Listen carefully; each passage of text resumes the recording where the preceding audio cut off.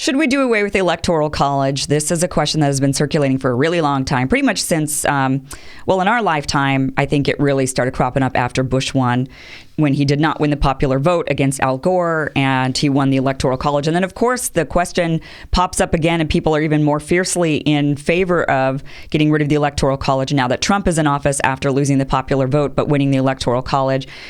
It's a really great question. I've actually heard this question asked to me now 4 times in this last week alone. So I want to talk about this. Should we get rid of the Electoral College?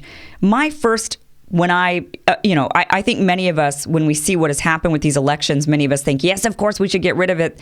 What is this? I mean, this just seems crazy. We've got, for me personally, I live in the state of California, and it seems crazy to me that somebody in Wyoming, for example, would have a vote that's worth 5 times my vote.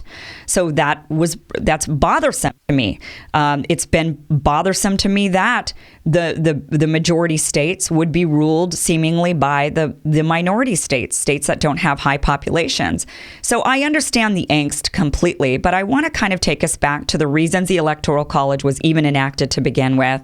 I heard somebody say to me yesterday, actually, that, the Electoral College was based on racism, and so we should get rid of it because it's based on racism. And that is actually not true. The Electoral College was not based on racism. The Electoral College was based, you could say, on class. So the 2 main reasons why the Electoral College even began, which, they started this in the it's at the beginning, almost at the very beginning of the nation. During the Constitutional Convention, what they brought up were 2 issues. For one issue is that they felt like the average American voter is not informed, and they felt like you really want to leave the vote to people who have a lot of information, to people who spend a lot of time studying this stuff and staying in the know. And you have to remember the time frame, right? This was in the 1700s. We didn't have the internet back then. Information, it was slow to pass through. A lot of people couldn't read. A lot of people were uneducated. So it was very difficult for the average American person to remain up to date on all of the political and legal stuff that was going on. And so the founding fathers, essentially, they felt like the best thing to do was to get people who were engaged, people who were informed, and those would be the people who would vote.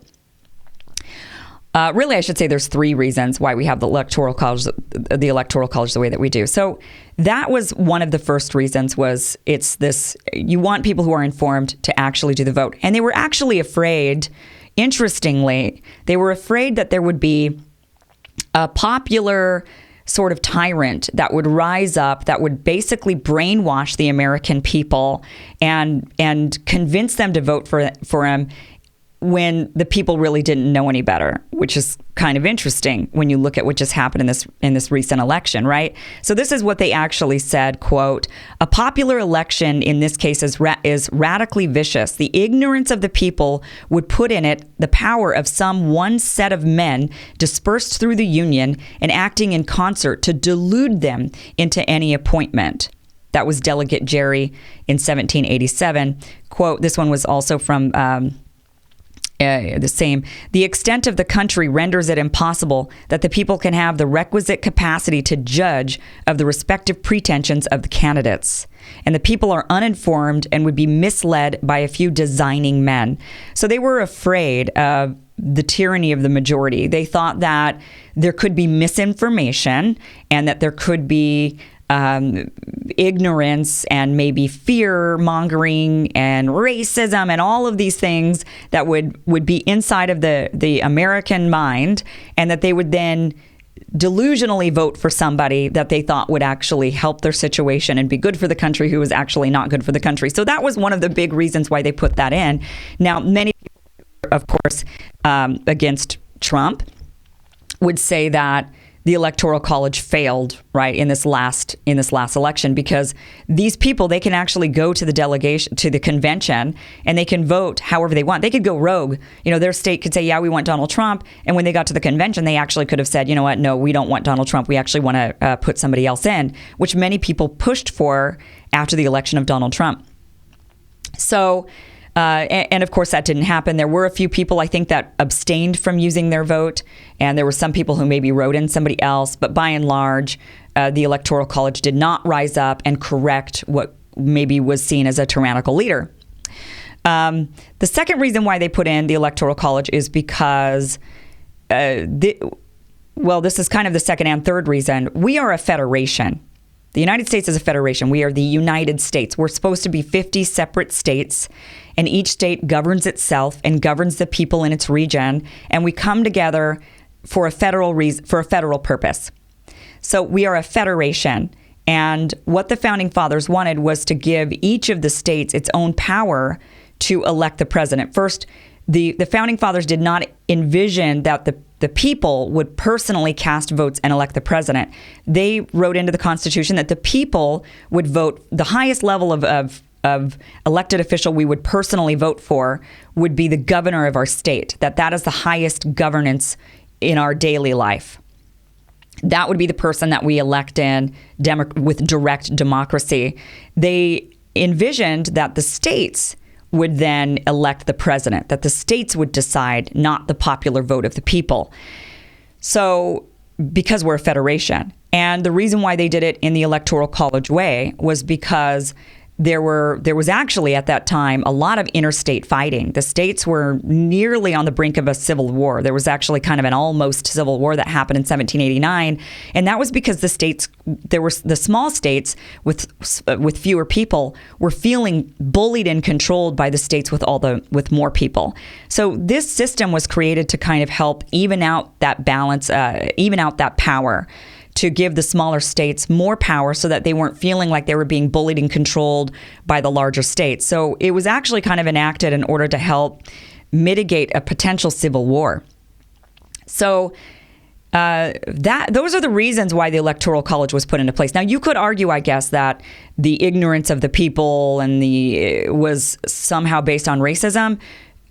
Because by and large, the African American population was not educated and the white population was educated more so. So I guess you could argue that, but really it was more classism, because it was really about if you were poor and uneducated, then they were saying, we don't really trust you. And if you're wealthy and you're able to go to college and you're able to afford all those things, then maybe you could be one of the delegates. But they certainly weren't going to pick a poor farmer of any color who had no education to go and become a delegate.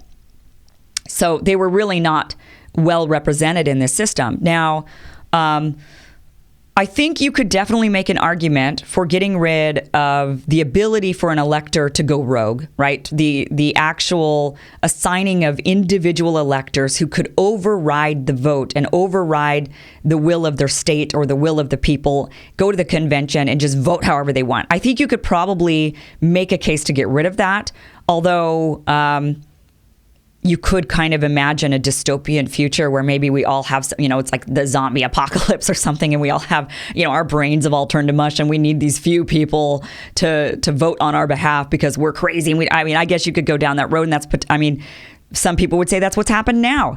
But I think you could definitely make a case to get rid of that aspect of it. But when it comes to the actual the Electoral College and each state having the power, and the fact that the people in Wyoming have a vote based on their population that is worth 5 times those in California, even though Wyoming only gets 3 electoral votes and California gets 55. I think, the more I've thought about it and the more I've studied it, I'm not in favor of getting rid of the Electoral College. And here's why. If you get rid of it, then candidates will do essentially what Hillary Clinton did in this last election which is they take certain areas of the country for granted. They don't go and visit them. They don't seem to care about what's going on in their lives and what they're facing. They only go to the areas where they think where they feel like they need to go, and that's it. Rather than going to the corners of the country that are literally flyover areas that people never stop into, like Wyoming. You would never stop in Wyoming unless you made a reason to stop in Wyoming. You don't even fly through Wyoming to get somewhere else, really. It's unlike Las Vegas. Nevada doesn't have very many electoral votes. In fact, Nevada has 6, which is not nearly as many as like California or Arizona or Washington. But you would stop in Nevada to get yourself to California. But, a place like Wyoming or Montana or North Dakota, South Dakota, these regions of the country would never be visited. And these politicians would just completely skip over them, wouldn't even consider their needs, wouldn't care about what's going on in their lives, because they'd be going around just trying to go to the really highly populated areas of the country, the major cities, essentially, to try to get the votes of the major cities. And that's really it. So it really would isolate the people in the rural parts of the country. It would leave them very much underrepresented. And it would leave those states with a serious question of, why are we here? Why are we here? I mean, if you're not going to even represent us, why are we here? The president of the United States is supposed to be the president of the states. The governors of the states are supposed to be the governors of the people. So now, let's say we go down this road. Here's another consideration. We go down the road of getting rid of the Electoral College. You're essentially saying you don't like the fact that we are a federation of states, that you feel like the popular vote should be, the will of the people should be who elects the president of the United States. And we'd bypass the fact that there's a federation. Well, if you go down that road, then you might as well get rid of the Senate, right? Because the Senate is made up, every state, no matter the population, gets 2 senators representing the states. And people even take issue with that. That's, again, an attack on the fact that we're a federation. So you'd want to get rid of the fact that we are individual states. And that's a dangerous road to go down. For someone like myself, I live in California.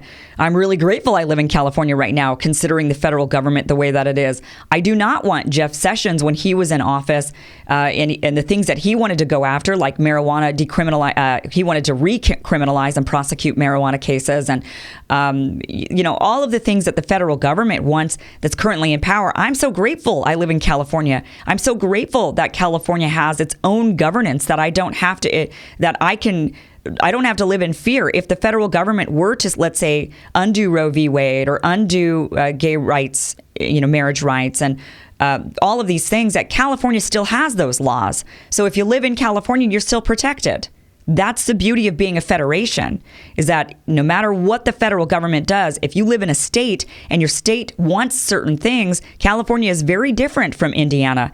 California wants different things than Indiana. I certainly do not want to be governed under Indiana's rules, and vice versa. So the fact that we are a federation is actually a really good thing, and I don't think we'd really want to get rid of that. If you live in a state and you don't like the governance, you can always leave.